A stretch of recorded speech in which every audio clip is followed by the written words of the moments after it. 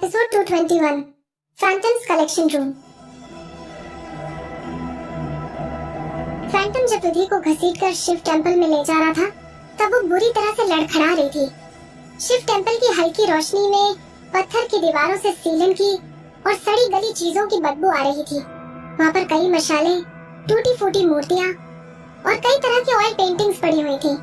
उन oil paintings की style और खूबसूरती बिल्कुल वैसी ही थी जैसी उसे music in the valley festival से बाहर निकलने के बाद मिली थी। ये सभी मूर्तियाँ और इनके साथ रखी हुई ये पेंटिंग्स, इन सभी को मैंने बनाया था। फैंटम ने अपनी पतली सफेद उंगली से उन चीजों की तरफ इशारा किया। क्या तुम्हें ये अच्छी लगी? वो एक छोटे बच्चे की तरह खुश होकर उसकी कलाई पकड़कर उसे अपनी पेंटिंग दिखा रहा था। देखो, ये पेंटिंग एक झुग्गी झोपड़ी वाली बस्ती में बने एक कैसीनो की है। यहाँ पर मैंने डोरमैन को इतना मारा था कि उसकी आंखें बाहर निकल आई थी। जब वहाँ से वेटर्स ने मुझे अच्छी सर्विस नहीं दी तब मैंने उनकी हालत खराब कर दी थी और ये पेंटिंग मैंने उसके बाद बनाई थी। गुस्से में मैंने किसी से अपने लिए एक बाल्टी सल्फ्यूरिक एसिड मंगवाया था और फिर बाद में मैंने उसे एसिड बात करवा दी। उसने एक एक करके अपनी पेंटिंग्स के बारे में समझाया। उससे ये पता चलता था कि वो सभी पेंटिंग्स रियल इंसिडेंट्स पर बेस्ड थी। विधि ने उसकी बातें सुनी। उसे घिन आ रही थी और नफरत हो रही थी। टूटी फूटी मूर्तियां और ऑयल पेंटिंग में टॉर्चर झेलते हुए लोगों के सीन थे। विधि ने सिर्फ इतना महसूस किया कि उसकी सांसें काफी तेज हो गई हैं। अब वो अपनी सांस को कंट्रोल नहीं कर पा रही थी। उसने काली और चिपचिपी दीवारों पर टिककर खुद को सहारा दिया और उल्टी करने लगी। क्या हुआ है तुम्हें? क्या तुम्हारी तबीयत ठीक नहीं है? फैंटम बड़ी गर्मजोशी से हंसा। लगता है मैं अपने मेहमान को अच्छी तरह से ट्रीट नहीं कर रहा हूँ। हेल्पर! फैंटम ने जोर से चिल्लाया। तुरंत ही ट्रांसलूसेंट और रिवीलिंग कपड़े पहने हुए दो खूबसूरत लड़कियाँ फैंटम के सामने सर झुकाकर खड़ी हो गई। वो कांपती हुई दिखाई दे रही थी। फैंटम सर, क्या हुक्म है आपका? प्लीज बताइए, हम आपके लिए क्या कर सकते हैं? बोलते बोलते ठंड के मारे उनके दांत किटकिटाने लगे थे। शिव टेंपल में ऐसी बहुत ही कम हेल्पर्स थी जो जिंदा रह पाती थी। आमतौर पर उन्हें हर 10 से 15 दिन के अंदर बदलना ही पड़ता था। शिव टेंपल में हर दिन वो लड़कियां पतली सी बर्फ की लेयर पर चला करती थी। उन्हें हमेशा ये डर रहता था कि अगर फैंटम का मूड खराब हो गया तो वो उनकी खाल उतार देगा। मिस शर्मा को नीचे ले आओ और साफ करके तैयार करो, फैंटम ने दबी जुबान में उनसे कहा। और हाँ, उसे कुछ अच्छे कपड़े भी पहनाओ और उसे मेरे कलेक्शन रूम में वापस ले आओ। दोनों हेल्पर्स कांप उठी और चुपचाप उसके ऑर्डर्स को एक्नॉलेज किया। फिर वो दोनों विधि को सपोर्ट करने के लिए आगे बढ़ गई। विधि ने उन्हें ढकेलकर अपने से दूर कर दिया और अपना सर उठाकर फैंटम को देखते हुए पूछा, आप क्या करने की कोशिश कर रहे हैं? तुम्हें कौन सा रंग पसंद है? फैंटम ने खुशी से पूछा। लाल ट्यूब ड्रेस के बारे में तुम्हारा क्या ख्याल है? तुम्हारी कमर बहुत पतली है। अगर तुम लाल रंग का ट्यूब ड्रेस पहनोगी तो तुम बिल्कुल गुलाब के फूलों के गुच्छे की तरह दिखोगी। या फिर सफेद लेस वाली ड्रेस के बारे में तुम्हारा क्या ख्याल है? तुम उसमें एक बड़ी सफेद लिली के फूल की तरह दिखोगी। फैंटम ने विधि के पास जाकर उसे और करीब से देखने के लिए उसका पीला पड़ा हुआ चेहरा उठाया और हेल्पर्स को इंस्ट्रक्ट किया, इसके कपड़े बदलकर इसे लाल ड्रेस पहनाओ। मेरे नए ऑटम और विंटर कलेक्शन में से सबसे महंगी ड्रेस जो मैंने अभी खरीदी है। आज तुम्हारे लिए बहुत बड़ा दिन है। कहते हुए फैंटम अभी भी मुस्कुरा रहा था। आज तो तुम्हें सबसे ज्यादा खूबसूरत दिखना चाहिए। विधि के हाथ हिलाकर मना करने के बावजूद भी उन दो हेल्पर्स ने उसके स्ट्रगल को नजरअंदाज किया और उसे खींचकर बाहर ले गई। एक बहुत बड़े से हॉल में उन हेल्पर्स ने उसे नहला धुलाकर कपड़े पहनाए और मेकअप करके उसे तैयार करने लगी। उनका हर मूवमेंट बहुत स्किल्ड और बहुत केयरफुल था। थोड़ी देर में उसे एक बहुत खूबसूरत और अट्रैक्टिव गाउन पहना दिया गया था। विधि बहुत हैरान थी और गुस्से से भर गई थी। आप लोग मुझे बताएंगे कि आप लोग आखिर क्या करने की कोशिश कर रही हैं? दोनों हेल्पर्स ने अपना सर झुका लिया और फिर दोबारा उसकी तरफ देखने की हिम्मत नहीं की।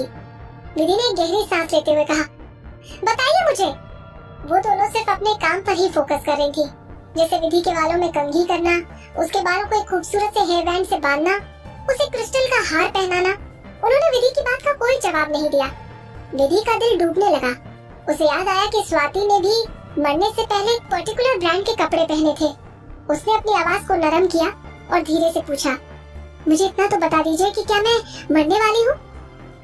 जब फैंटम ने मुझे बचाया तब भी शायद उसका इरादा कोई अच्छा नहीं था। उसने मुझे इसलिए बचाया होगा क्योंकि वो मुझे अपने हाथों से ही मारना चाहता था। हेल्पर्स अभी भी चुप थी। उन्होंने चुपचाप रहकर विधि की स्कर्ट को एडजस्ट किया। विधि ने खिड़की से बाहर देखा। बाहर काफी सर्दी थी और खिड़की भी स्नो के टुकड़ों से ढकी हुई थी। यहाँ तक कि पेड़ों पर फल भी स्नो से ढक गए थे। फूल भी एकदम कसकर बंद हो गए थे और इवन पेड़ों की डालियां भी अकड़ गई थी। वो धीरे से फुसफुसाई, अगर मैं मर गई तो क्या आप लोग मेरे मरने की खबर मोहित तक पहुंचा सकती हैं? उसके बाद वो काफी देर तक चुप रही। अचानक उसे ऐसे लगा जैसे उसकी आंखों के सामने ही पेड़ों से फूल झड़कर नीचे गिर गए हो। विधि ने जैसे खुद से ही कहा, छोड़ो, रहने भी दो। अब कहने के लिए और बचा भी क्या था। उनका रिश्ता वैसे भी अब बहुत कॉम्प्लिकेटेड हो चुका था।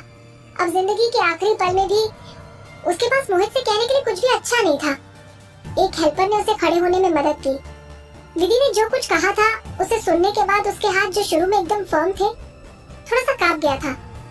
उसने विधि को देखने के लिए अपना सर उठाया और अपनी आंखों में एक दुख भरा एक्सप्रेशन लिए हुए धीरे से फुसफुसाकर कहा, मिस शर्मा, फैंटम सर ने हमें आपको कलेक्शन रूम में ले जाने का इंस्ट्रक्शन दिया है। इसलिए ऐसा लगता है जैसे उन्होंने आपको कलेक्टेबल बनाने के लिए प्लान किया होगा। आप कहते कहते वो एकदम से रुक गई। वो हेल्पर एक्चुअली में उससे कहना चाहती थी कि उसे जल्दी से अपने दिल की आखिरी बात कह देनी चाहिए, लेकिन उसका क्या फायदा? अगर विधि ने उसे कुछ बता भी दिया तो भी वो क्या कर सकती थी? वो किसी के पास उसका मैसेज पहुंचाने में उसकी मदद भी तो नहीं कर सकती थी। अगर उसने ऐसी कोशिश करने की हिम्मत भी कर ली तो फैंटम उसे भी जिंदा नहीं छोड़ेगा। स्नेक पिट से सीक्रेट कभी भी लीक नहीं हो पाएगा। विधि एकदम शांत थी।